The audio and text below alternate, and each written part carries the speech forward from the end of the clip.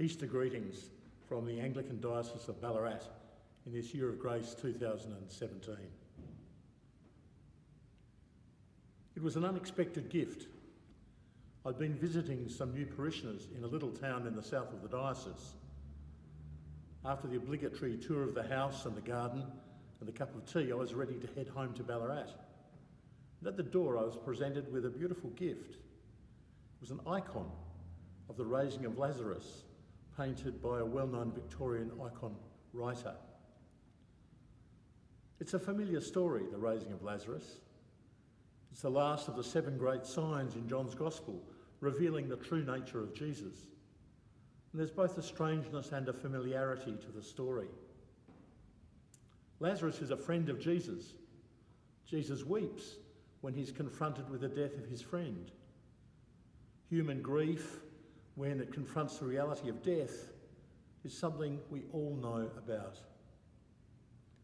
But then Jesus asks the dead man's sisters, Mary and Martha, and some of their friends, to come with him and open the tomb.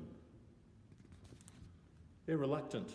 The body smells already, they say to Jesus. At the tomb, Jesus prays and then calls the name of Lazarus, and the dead man walks out of the tomb bound in the burial cloths.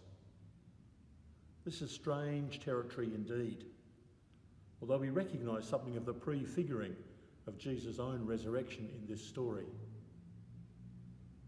My beautiful icon has all the characters. Mary and Martha are bowed to the ground in the front of the picture.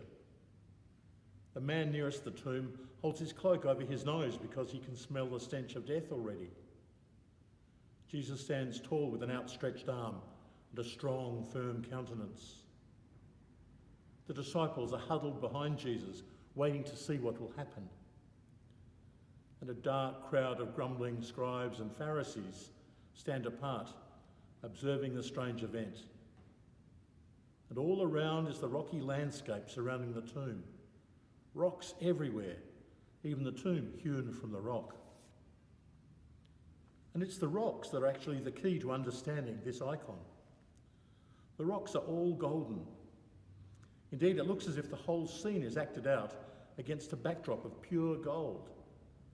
This is not just a strange event where one dead man is restored to life for a time before he finally dies.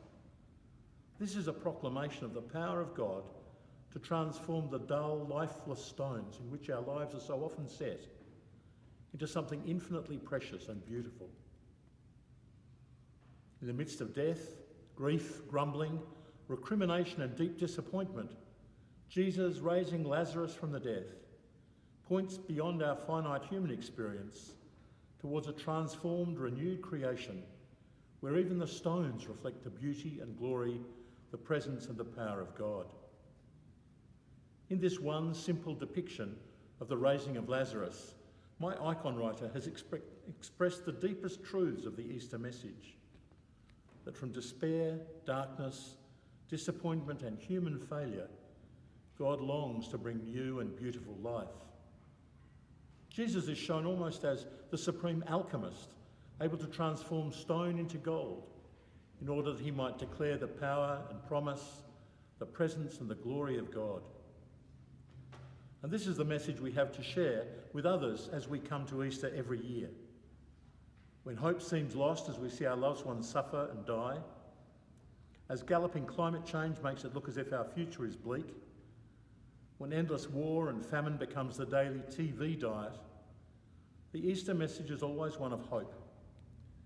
In spite of all that we know, the sadness, the betrayal, the stench of our lives, the presence of Christ is always transforming our dross into gleaming treasure troves of gold. I hope you have a happy and holy Easter.